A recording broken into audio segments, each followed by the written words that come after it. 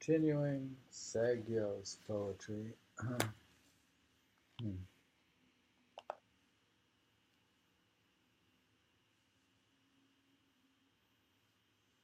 We continue part 15 of Saigyo's Poems of a Mountain Home.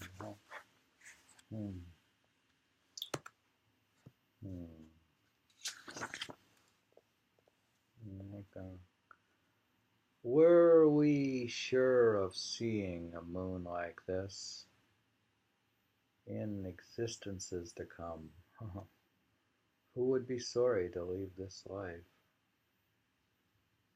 Were we sure of seeing a moon like this in existences to come, who would be sorry to leave this life?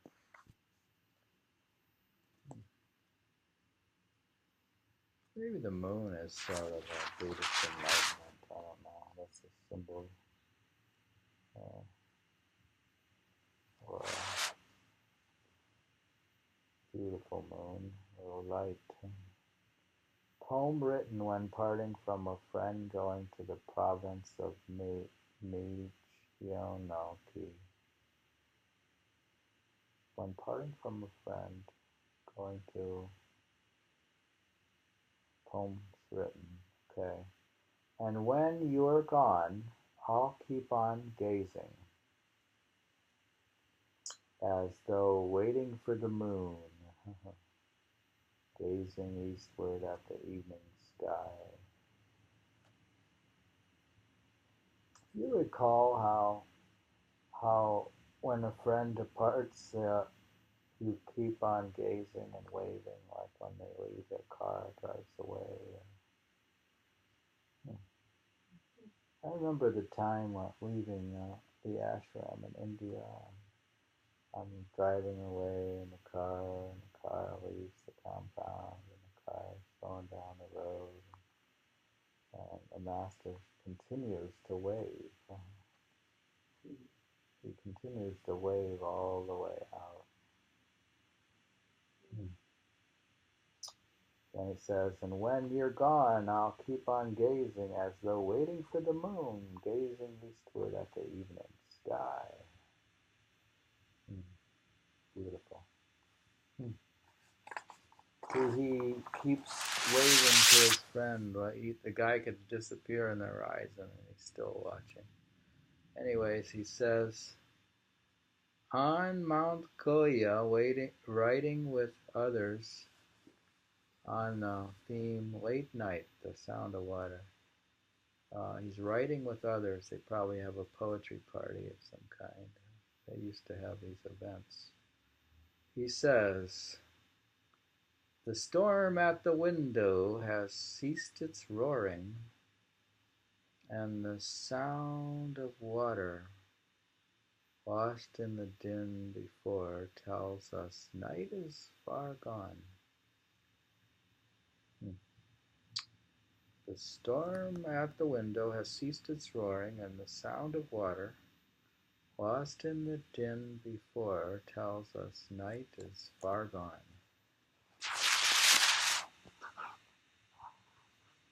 Now he says, in the bright light of the spring moon, looking at the branches of cherry that haven't yet begun to blossom as they sway in the wind.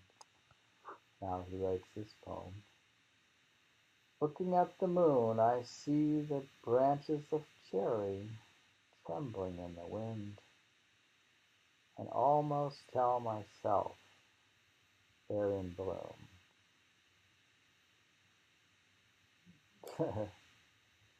Now he's looking at the moon, he sees the branches of cherry trembling in the wind, and almost tell myself they're in bloom. What's he doing here? He's like, they're not in bloom?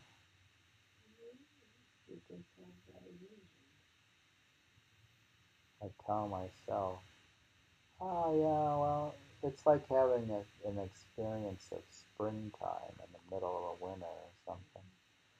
You can have a spiritual experience. It's like spring.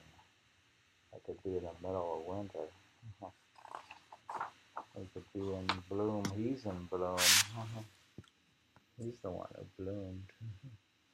Anyways, now he says, once long ago when I was on my way to Mount Shosha in Harima, I came on a pool of clear water in the midst of a meadow. Some years later, I happened to pass by the spot in the course of religious practice and found it looking as it had before, quite unchanged. And he says,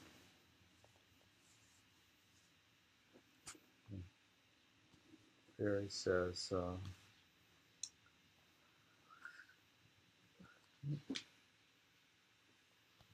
clear waters, unchanged, in a meadow. I saw once long ago. Will you remember this face of mine? Mount Shosho, near the city of Himeji, one of the most important temples in the Tensei sect of Buddhism. He's in an important temple here, he says. Clear waters unchanged in the meadow I saw once long ago. Will you remember this face of mine?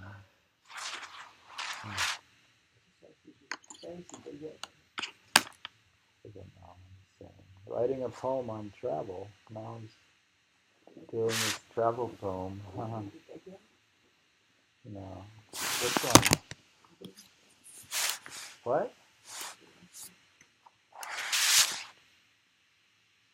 Clear waters unchanged in a meadow I saw once long ago. Will you remember this face of mine? Here's a travel poem. Parting me. Yeah. Parting me from the capital, these mountains I've crossed. Now even they are fading into the mist. Huh. What? The mountains are fading.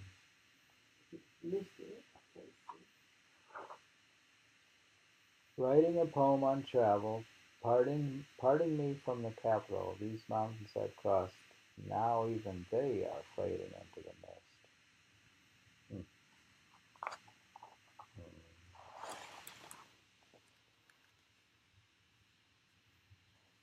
Now he says, we will look at the moon and remember. So we vowed when I left. Tonight, someone at home, too, must be wetting a sleeve with tears. We'll look at the moon and remember. So we vowed when I left. Tonight, someone at home, too, must be wetting a sleeve with tears.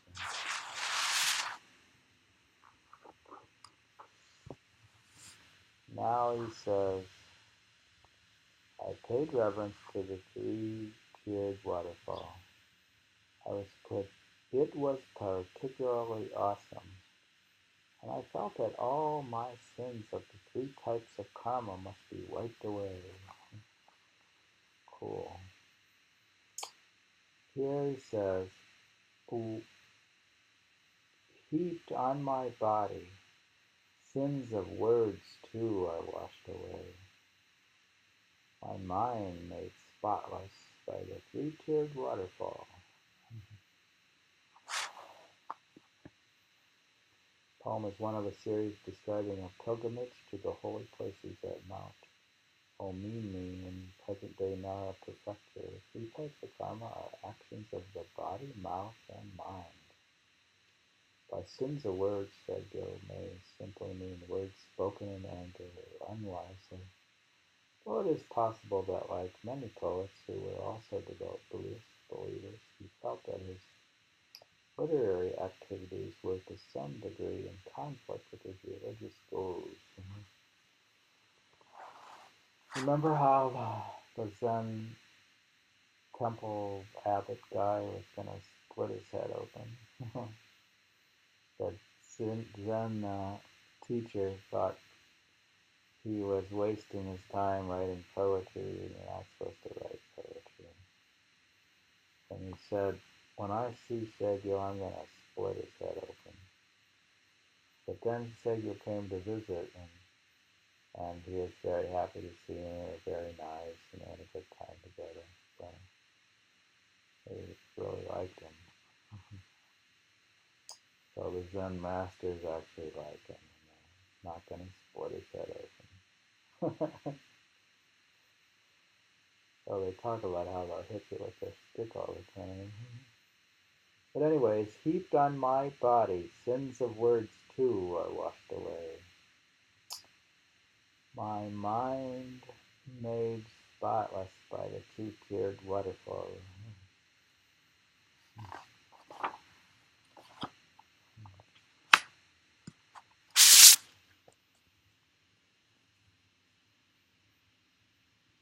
The loneliness of my ramshackle grass hut, where no one but the wind comes to call. The loneliness of my ramshackle grass hut, where no one but the wind comes to call. He has the wind visiting, right? What do you think of the wind? The wind is like others writing on the theme in tree shade, enjoying the cool. Okay, now he's writing a poem. He says, "Today again I'll go to the hill where pine winds blow, perhaps to meet a friend who was cooling himself there yesterday." That's strange. Well, maybe the friend came back, huh? Today again I'll go to the hill where pine winds blow, perhaps to meet my friend who was cooling himself there yesterday. Oh, it's like your friend was there yesterday, right? So you go there and think you might see him? What do you think?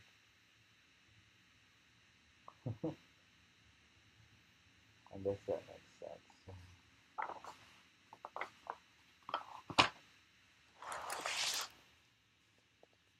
After the last light of the setting sun had vanished, the moon shone in my window. Here he says, replacing the rays of late sun that streamed in the window, shedding a different light an early evening moon. After the light of the setting sun had vanished, the moon shone in the window. And he says, replacing the rays of late sun that streamed in the window, shedding a different light an early evening moon.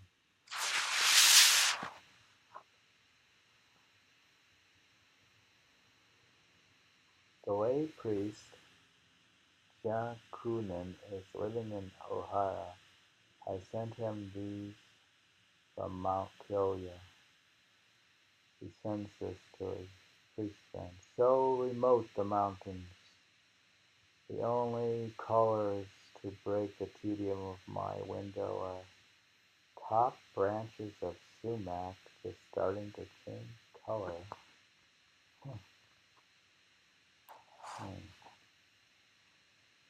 Saigyo sent a set of 10 poems to his old friend Yakinen, who was living in religious retirement at Ohara, a village north of Kyoto. The poems all begin with the same phrase, Yamafugami, and describe Saigyo's retreat at Mount Koya. These are the third, fourth, fifth, sixth, eighth, 10th in the series. We're reading, so remote the mountains, the only callers to break the tedium of my window are top branches of sumac, just starting to change color.